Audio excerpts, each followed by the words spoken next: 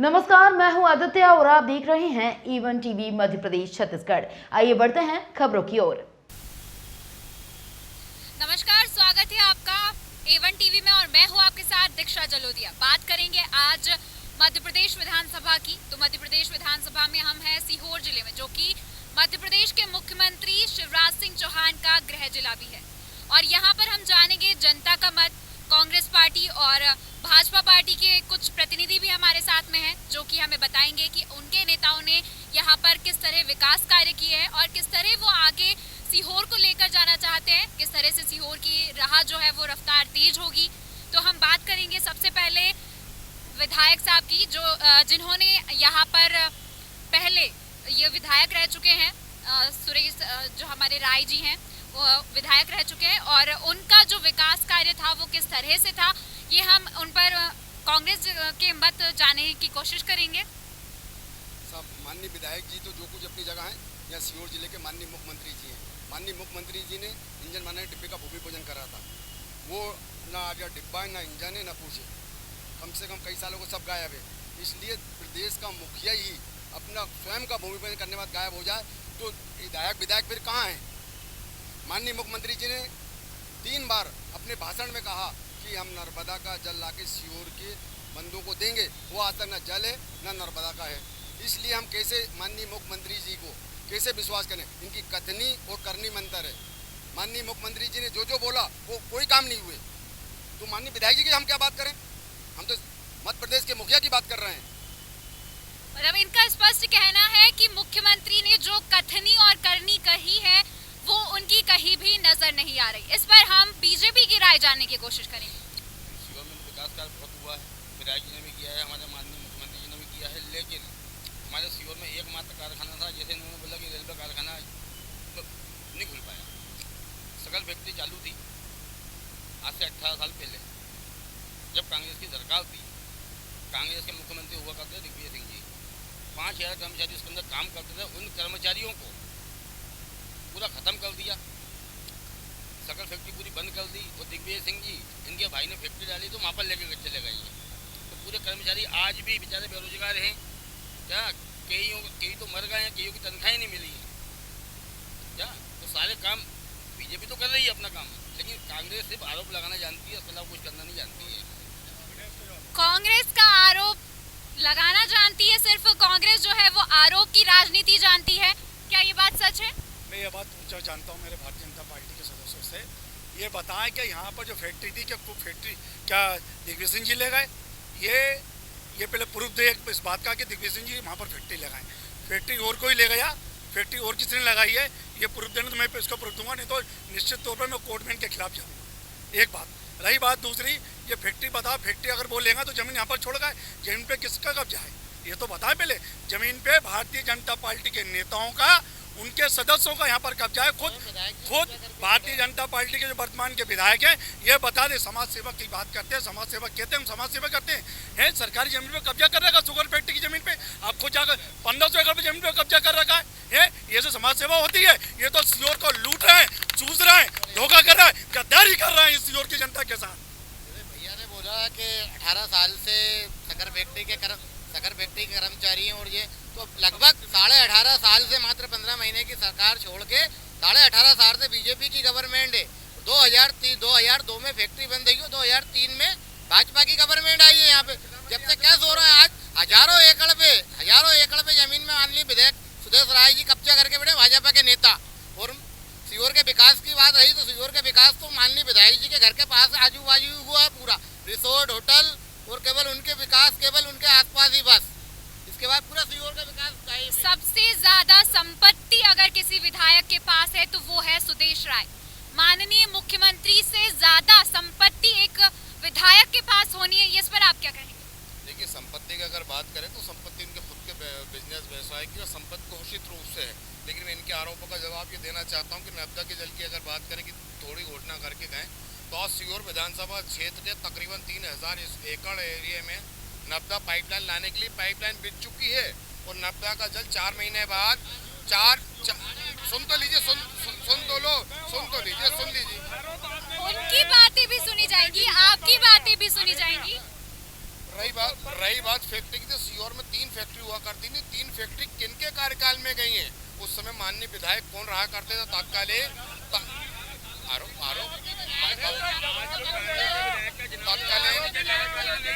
बात करें। और उसके बाद माननीय विधायक सुदेश राय जी ने चंदेरी में एक इंडस्ट्री एरिया डेवलप करके इसमें 19 फैक्ट्री चालू कर दी है।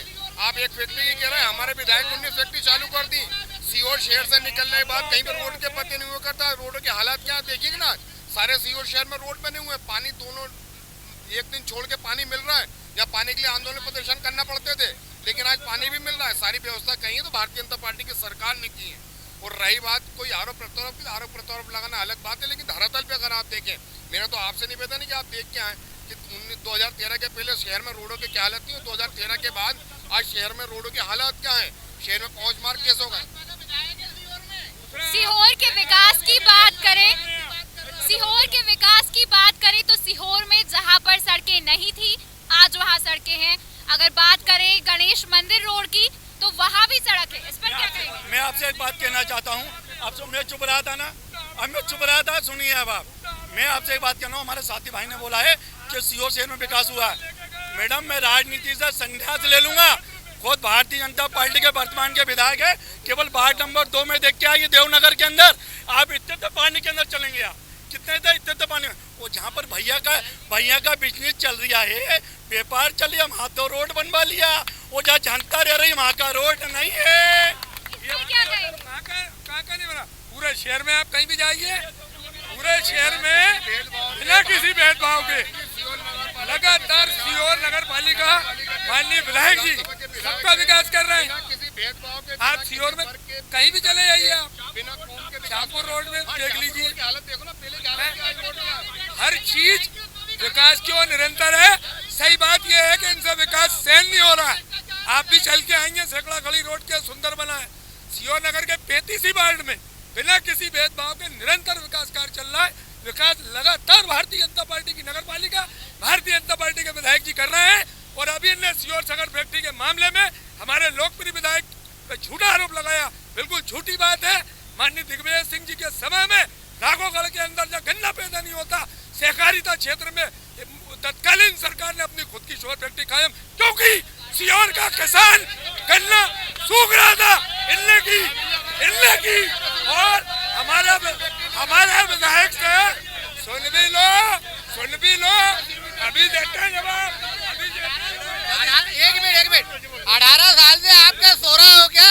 18 साल से 18.5 साल से सरकार है आपकी। आपने व्यक्ति के लिए क्या करा कर्मचारियों? और रही बात ये श्यामपुर रोड का कह रहा है, तो विधायक जी के भ्रष्टाचार में श्यामपुर की भारतीय जनता पार्टी के नेताओं से मैं पहले आग्रह कर रहा हूँ, सबसे बड़ी गलती है भारतीय जनता पार्टी के नेता सुनते नहीं है, झूठ बोलने में माहिर है, सुनते हैं नहीं। मैं युवाओं को रोजगार नहीं दिया है। मोदी जी ने बोला था 2 करोड़ लोगों को रोजगार देंगे, भारतीय जनता पार्टी ने रोजगार नहीं दिया। मैं बात कर, अरे भाई साहब मैं शिक्षा की बात कर रहा हूँ। भारतीय जनता पार्टी के लोग शिक्षा पे बात नहीं करेंगे। मैं किस चीज पे बात करूँ? मैं युवा हूँ, मुझे रोजगार चाहिए। मैं भारतीय जनता पार्टी के नेताओं को कहना चाहता हूँ, आप लिखित में दिए कितने रोजगार दिए? आप लोग झूठे खोखले वादे करते हैं, आप लोग धर्म के नाम पर हम लोगों को लड़ाते हैं। मैं भी कहता हूँ, मैं राम को पूछता हूँ, तो मैं राम के नाम पर वोट बैंक की राजनीति नहीं करता। अरे भाई साहब हम लोग श्री राम के भक्त हैं, हम गांधीवादी है, हम गोडसेवादी नहीं है, हम गांधीवादी है। हम गांधी को मानते हैं, गोडसे को नहीं मानते, गांधी जी को मानते हैं, संविधान को मानते हैं।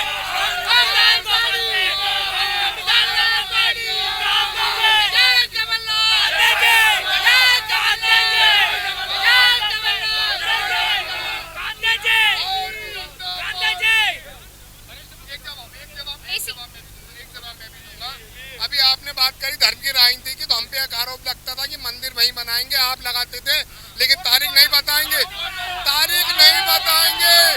जनवरी जो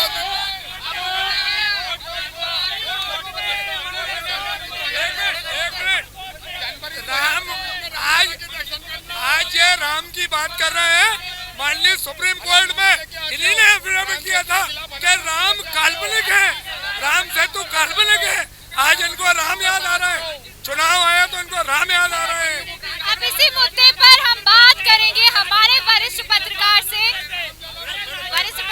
हम बात करेंगे यहाँ पर। जी सर, आपकी क्या राय है? देखिए, मेरी राय है कि भाजपा और कांग्रेस के लोग एक दूसरे पर आरोप लगा रहे हैं, लेकिन जनता को विकास चाहिए, यहाँ पर रोजगार चाहिए, यहाँ पर नर्मदा का जल चाहिए। और खास बात यह है कि अभी कांग्रेस के साथियों ने एक आरोप भी लगाया है बीजेपी वालों पर कि 35 साल से आपका विधायक रहा है, ये उनकी बात गलत है। और अभी जो उनके जो प्रत्याशी हैं उन्हीं के लिए वो काम कर रहे हैं, वो भी भाजपा ही रहे हैं। आप देखिए, मैं आपको एक बात बताता हूँ, सीहोर विधानसभा क्षेत्र की बात करते हैं, सीहोर विधानसभा की बात करते हैं तो जनता को विकास चाहिए। मैं जनता की ओर से हूँ, जनता को विकास चाहिए, ओनली विकास। यहाँ की जनता सिर्फ और सिर्फ विकास चाहती है, उसे सिर्फ और सिर्फ विकास से मतलब है। यहाँ पर आप बात करते हैं, हम बात करेंगे रोजगार की। रोजगार यहाँ पर नहीं है। सीखो कमाओ योजना के नाम पर एक योजना चला दी है, उस योजना के बारे में आप क्या कहेंगे? सीखो कमाओ योजना रोजगार दिया है।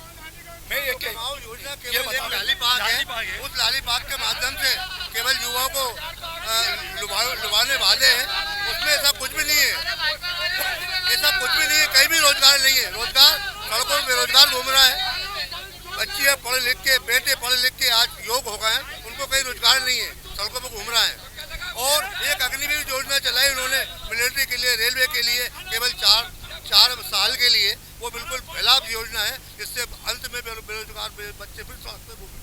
हम तो प्रदेश सरकार की बात करें ना, केंद्र सरकार की तो बात ही नहीं हो रही है। प्रदेश सरकार भी आज वादे करती है, वादे यहाँ पे किया पीने का पानी यहाँ पे सीहोर में हम देंगे नर्मदा के माध्यम से, कहते 3 चुनाव निकाल दिए, 3 चुनाव में घोषणा करी और आज तक कोई पानी नहीं है। आज भी शहर में 3 दिन छोड़ के 2 दिन छोड़ के पानी आ रहा है, यहाँ पे पानी की टाइम मची हुई है। कहते यहाँ पर मेडिकल कॉलेज नहीं है, मेडिकल कॉलेज के बारे में पानी माननीय मुख्यमंत्री जी ने जो घोषणा की, मुख्यमंत्री जी घोषणा के अनुसार कार्य शुरू हुआ नर्मदा। एक मिनट, इनकी सरकार ने विधानसभा के अंदर, जब इनकी कांग्रेस की सरकार थी, इनने बदले की भावना से नर्मदा जल के प्रोजेक्ट के पैसे नहीं दिए। उस वक्त हमारा लोकप्रिय विधायक ने इनकी सरकार को मजबूर करा, विधानसभा रिकॉर्ड है ये, जब मजबूर हुए तब नर्मदा जल का फिर सेकंड फेज चालू हुआ। और आज कार्य प्रगति पे सीहोर की जनता प्यासी है तो कमलनाथ जी की वजह से प्यासी है, रिकॉर्ड में ये बात। अब बात कर लेते हैं यहाँ के वरिष्ठ पत्रकार से। जी सर, आपकी क्या राय है? नमस्कार, मैं महफूज कुरैशी बंटी सीहोर का निवासी हूँ और डॉक्टर अकरम खान का निर्दलीय समर्थक हूँ। जी क्वेश्चन करिए। ये आरोप प्रत्यारोप का जो दौर चल रहा है, इसमें कांग्रेस दोहर लगा रही है। कांग्रेस का आरोप है कि बेरोजगारी है, यहाँ पर विकास नहीं है, तो वही बीजेपी बोल रही है कि हमारी तरफ से विकास पूरी तरह से किया गया है। इस पर क्या? कांग्रेस और बीजेपी एक ही सिक्के के 2 पहलू हैं। कांग्रेस और बीजेपी एक ही सिक्के के 2 पहलू हैं। अभी वर्तमान में जो भारतीय जनता पार्टी ने प्रत्याशी बनाया है, वो हमारे कांग्रेस के प्रत्याशी भी रह चुके हैं, निर्दलीय भी रह चुके हैं। और जो वर्तमान में अभी जिस परिवार से जिसको टिकट मिला है, वो 38 साल जिला सहकारी बैंक के अध्यक्ष थे। 38 साल कम नहीं होते, 38 साल जिला सहकारी बैंक के अध्यक्ष, 20 साल भारतीय जनता पार्टी के विधायक, अब वर्तमान में कांग्रेस में इन्हें स्थान मिला है। भारतीय जनता पार्टी से बेआबरू होकर कांग्रेस में आए हैं। तो मैं दोनों को चुनौती देता हूँ। सीहोर में, सीहोर का इतिहास रहा है, जब जब दलों से लोग नाराज होते हैं तो दिल से चुनते हैं। इस बार जो है दिल से चुनेंगे डॉक्टर अकरम खान। अब निर्दलीय में इनके भी अकरम खान जो प्रत्याशी बने हुए वो बीजेपी के एजेंट है, दलाल बन गया भोपाल से। हम बता रहे हैं भोपाल से बन गया। पहले भैया से पूछो, भैया इससे पहले खुद बीजेपी में, तो भैया का खुद ही पता ठिकाना नहीं है कहाँ है भैया।